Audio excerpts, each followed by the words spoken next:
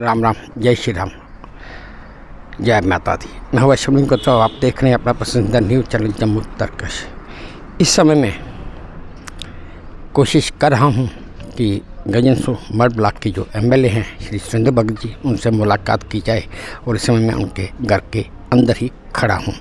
चलिए उनसे मुलाकात करते हैं। इस समय हम यहाँ के एमएलए श्री सुरेंद्र भगत जी के पास बैठे हैं। जीरो लाइन का एरिया है, बिल्कुल बॉर्डर के साथ है। तकरीबन मैक्सिमम जहाँ से बॉर्डर इंटरनेशनल बॉर्डर से मैक्सिमम ज़्यादा से ज़्यादा अगर चला जाए तो 2 किलोमीटर है, उससे ज़्यादा नहीं। हालांकि मैं बॉर्डर से होके आया हूँ, वापसी जा रहा था तो सोचा, पता चला कि ये भी जम्मू में हैं, घर में हैं। तो हमने कहा, रिक्वेस्ट की कि चलिए हमें थोड़ा सा 5 मिनट का वक्त दीजिए। इन्होंने दे दिया। चलिए हम इनसे बात करते हैं। भगत साहब, एक चीज़ तो ये बताइए कि रात का माहौल कैसा रहा? जो रात गुजरी है उस रात के बारे में इतना पता चला कि काफ़ी हैवी शेलिंग हुई है, बहुत ज़्यादा हो चुका है। बहुत बहुत धन्यवाद भाई साहब। बात करेंगे हम रात की, तो आप बखूबी जानते हैं जो 3 दिन से जो ये चल रहा है। सबसे पहले मैं सल्यूट करूंगा इंडियन आर्मी को, जिनकी वजह से हमारे लोग सुरक्षित हैं आज अपने घरों में। और उसी के साथ साथ मैं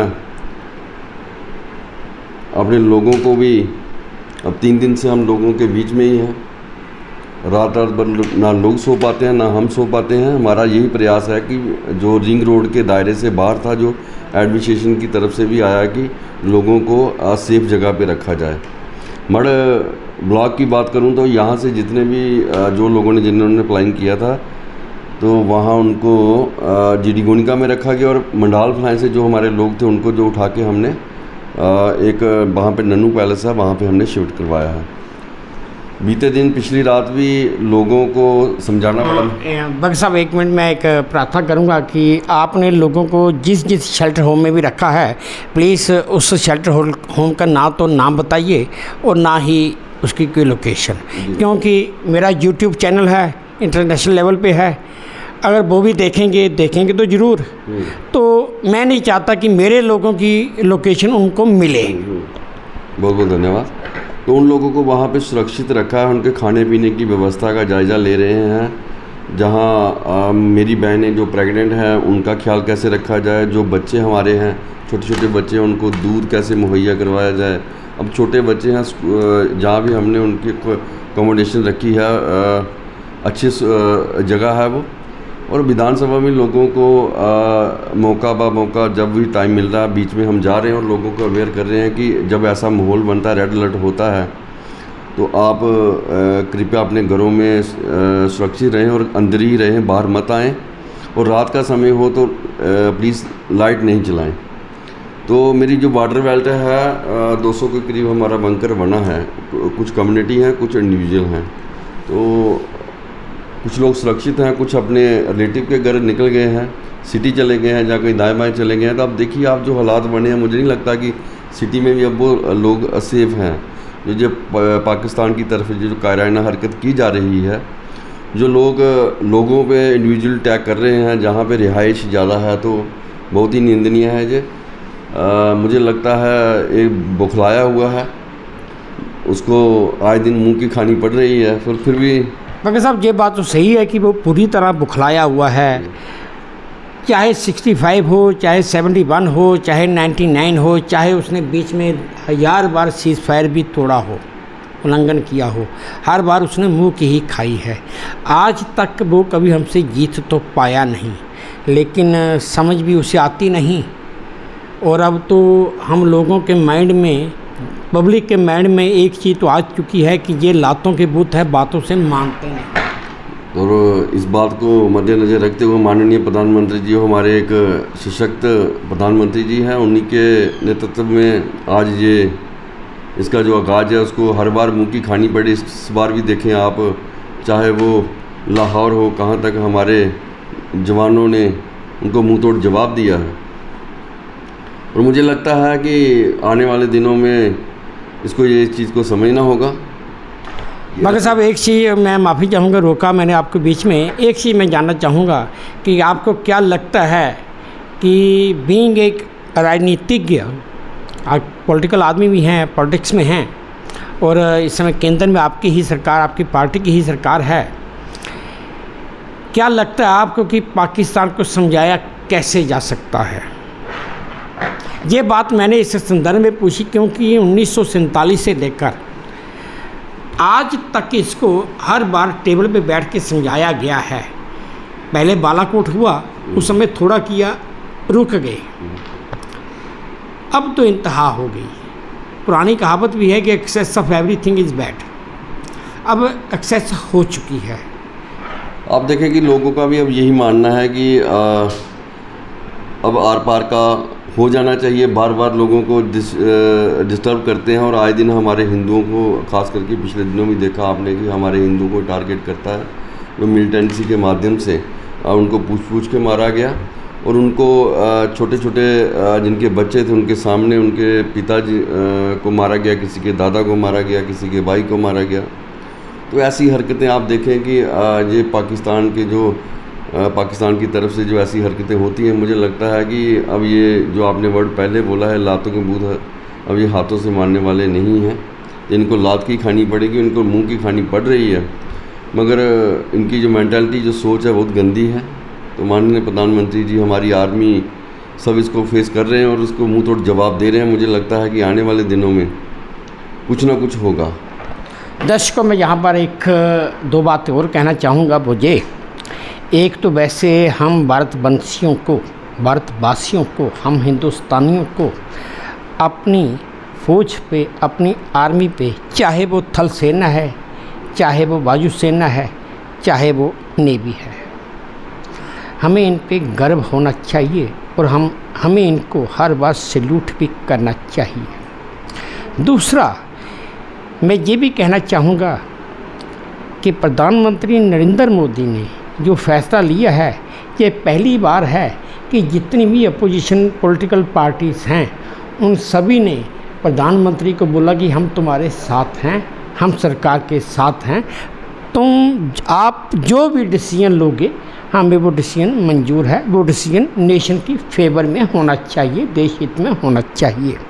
तीसरा, देश हित में, खैर मुझे ये कहना नहीं चाहिए लेकिन मैं फिर भी कह रहा हूँ, नरेंद्र मोदी जब से 2014 से प्रधानमंत्री बने हैं, तब से उनका आप कोई भी फैसला निकाल कर देख लीजिए, वो देश हित में ही है, देश हित के बाहर कोई ऐसा फैसला नहीं है। हालांकि पॉलिटिकल पार्टीज़ हैं, जब असेंबली में होती है, पार्लियामेंट में होती हैं, तो एक दूसरे के ऊपर आरोप प्रत्यारोप तो चलते ही रहते हैं, लेकिन उनका कोई बेस नहीं होता। सबसे बड़ी बात जो मैं कहना चाहता हूँ, हर कोई कहता है मजहब नहीं सिखाता आपस में बैर रखना।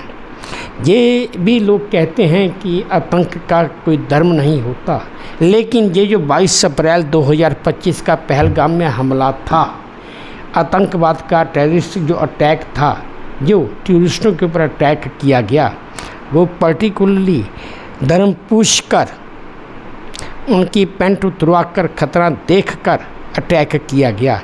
इस बार इस हमले ने ये साबित कर दिया, बताया भी नहीं, साबित कर दिया कि आतंकवाद का भी धर्म होता है। वही बात जो मैंने पहले बोली है कि हमारा जो भाईचारा है, हमारी तरफ से यही रहता है कि हम आपस में मिलजुल के रहें। तो आपने देखा कि ये आज पहली बार नहीं हुआ है, इससे पहले भी बड़ी बार हुआ है, बड़ी बार हमने इसको झेला हुआ है, और इसकी तरफ किसी ने ध्यान नहीं दिया गया है कि इंडिविजुअल एक धर्म को टारगेट किया जाता है, हिंदू को टारगेट किया जाता है। चाहे वो भद्रवा डोडा की बात करें, कश्मीर की बात करें, चाहे कश्मीरी पंडितों को भगाया गया और हिंदुओं को भी भगाया गया। कहीं ना कहीं ये साजिश रही है पाकिस्तान की। इन लोगों की जो मेंटालिटी है हिंदुओं के प्रति है, और आपने देखा कि कैसे जिसको 4 दिन हुआ था शादी हुई, वो लाखों रुपया खर्च करके कश्मीर घूमने के लिए आए थे। कश्मीर घूमने आए, बड़े खुश थे, वहाँ का माहौल देखा, वहाँ सब कुछ एंजॉय कर रहे थे। कुछ ही पलों में जो उनके साथ हुआ वो भगवान किसी के साथ ना करे। वो आपने खुद ही बोल दिया। दुख होता है, रोना आता है चीज़ को देख के, उन माँओं को, उन बहनों को देख के जिनके सुहाग उजड़े हैं, जिनके बच्चे उजड़ गए, जिनके बच्चे यतीम हो गए। उसी के संदर्भ में देश के लोगों में, दिलों में जो आग झुलस रही थी, उसी को मद्देनज़र रखते हुए जो ऑपरेशन, जो सिंदूर जो हुआ, ये उसी का बदला है।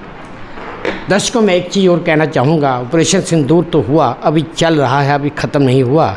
ये तो अभी शुरुआत है, पिक्चर अभी पूरी बाकी है। हमें भी यही लगता है कि ईश्वरी नरेंद्र मोदी, हमारे प्रधानमंत्री ने ये फैसला कर लिया है कि या तो आतंकवाद रहेगा या फिर पाकिस्तान रहेगा। एक दूसरा, आतंकवाद को ख़त्म करने के लिए प्रधानमंत्री या उनकी कैबिनेट या उनके मंत्री किस किस रणनीति के ऊपर चल रहे हैं, वो वही जानते हैं। हम उसमें कुछ कह नहीं सकते। अंदाज़ा लगाना या जहाँ पर बयान करना, जहाँ अपनी राय देना, वो भी एक बेवकूफ़ी है। लेकिन मैं एक चीज़ कहना चाहूँगा कि प्रधानमंत्री का फैसला सर आँखों पर है पूरे देश की। हम लोग तो घरों में बैठे हुए या आम लोग बैठे हुए बात करते हैं कि भाई हमला हो तो आज ही हो जाए, लेकिन एक घर के मुखिया को, अब ये पूरा घर, पूरा देश प्रधानमंत्री का अपना घर है, अपनी फैमिली है, वो इस फैमिली के मुखिया हैं। उन्होंने हमला करने के बाद पूरी फैमिली को चलाना भी है, कैसे चलाएंगे उन्होंने पहले देखना है। दूसरी बात, इस समय मैं जिन जिन लोगों से मिला हूँ, हर एक का यही एक रहा कि युद्ध ही एक लास्ट विकल्प रह गया है, अब युद्ध होना ही चाहिए। इसी संदर्भ में मैं भगत जी से पूछता हूँ कि भगत जी ये क्या कहते हैं। ये समय सिटिंग एमएलए भी हैं, बीजेपी के एमएलए हैं, असेंबली में भी हैं, और हाँ पिछले 3, 4, 5, 6 दिन से तकरीबन मैक्सिमम 1 हफ्ते से अपने ही एरिया में बैठे हुए हैं, कहीं बाहर भी नहीं गए। इन्होंने अपने सारे प्रोग्राम कैंसिल किए हुए हैं कि भाई मेरा डिस्टर्ब्ड एरिया है तो मैं अपने एरिया में ही रहूँगा, अपने घर पर रहूँगा, ताकि मेरे जो लोग हैं, जो इनका मानना है, जो ये अपने मुँह से कहते हैं या जो इनके आसपास के लोग कहते हैं, मैं वो बयान कर रहा हूँ। उन लोगों का कहना है कि भगत जी कहते हैं कि मेरे जो लोग हैं उनको किसी तरह की कोई परेशानी नहीं आनी चाहिए। अब मैं भगत जी से ही पूछता हूँ कि ये क्या कहते हैं। जैसे आपने बात करी कि लोगों की बात की, लोग मेरा परिवार है, मढ़ विधानसभा ये मेरा एक परिवार है। इस परिवार में मैंने रहना है। एक छोटा सा मैं वाक़या मेरे साथ, तो मेरे को रात को भी बड़े कॉल आ रहे थे कि आप यहाँ से शिफ्ट हो जाएं, और मैंने बोला कि मैं अपने लोगों को छोड़ के नहीं जाऊँगा। अगर मेरे लोग जीरो लाइन पे, बॉर्डर पे बैठे हैं, मेरी माताएं बैठी, मेरी बहनें बैठी हैं, मेरे बुज़ुर्ग बैठे, मेरे नौजवान बैठे हैं, तो मैं भी उनके साथ खड़ा हूँ। दोस्तों, ये होता है जज्बा, इसे जज्बा कहते हैं, सेवा का जज्बा, सेवा भाव, ये होता है। मरेंगे और जिएंगे लोगों के बीच में ही, लोगों ने बनाया है, लोगों के बीच ही रहेंगे। और उन लोगों की कल को कोई ऐसी कोई आपदा ना आ जाए, कोई परेशानी ना आए, उसको मद्देनज़र रखते हुए हम लोगों के बीच में, और एडमिनिस्ट्रेशन से भी राब्ता बना हुआ है, और जब भी ज़रूरत बन रही है वो हमारा सहयोग कर रहे हैं, हम उनका सहयोग कर रहे हैं। अच्छा भगत साहब, एक चीज़ और बताइए, अगर बाई द वे किसी का कोई माली नुकसान हो जाता है इस शेलिंग वगैरह में, तो उसको गवर्नमेंट मुआवजा देगी? पहले तो मैं ऊपर वाले से यही दुआ करूंगा कि ऊपर वाला ये चीज़ ना हो, इसका नुकसान ना हो, नुकसान ना हो। अगर ऐसा होता है तो हमारी यही प्रयास रहेगा, मेरी कोशिश रहेगी कि एडमिनिस्ट्रेशन से भी और हमारे माध्यम से भी उसका जो नुकसान है उसकी हम भरपाई कर पाएंगे और करेंगे हम।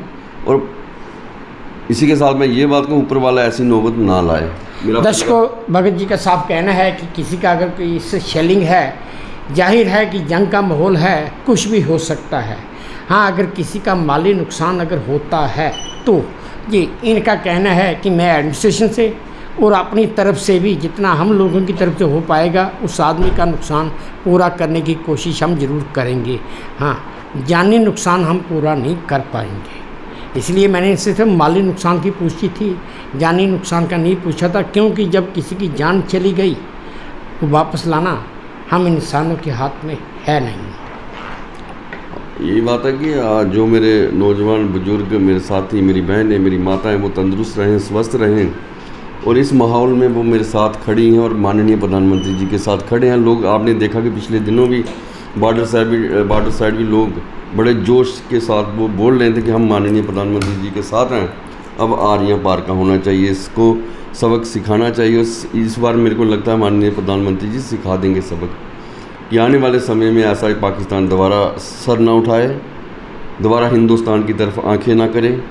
इसको ऐसा सबक एक बार मिल जाना चाहिए, और मेरे को लगता है कि इस बार मिलेगा इसको, जिस हिसाब से हालात बने हुए हैं। दर्शकों, भगत जी ने साफ कह दिया कि हमारे प्रधानमंत्री का इस समय एक टारगेट परफेक्ट है, लोगों का भी टारगेट एक परफेक्ट है कि लोग जैसी आवाज़ हिंदुस्तान के देश से निकल रही है, हिंदुस्तान के लोगों से निकल रही है, प्रधानमंत्री तक ये आवाज़ तो पहुंच ही रही है कि भाई इसको एक ही बार सबक सिखा दो, ताकि ताउम्र ये हमारे देश की तरफ आंख उठाने की हिम्मत ना कर पाए।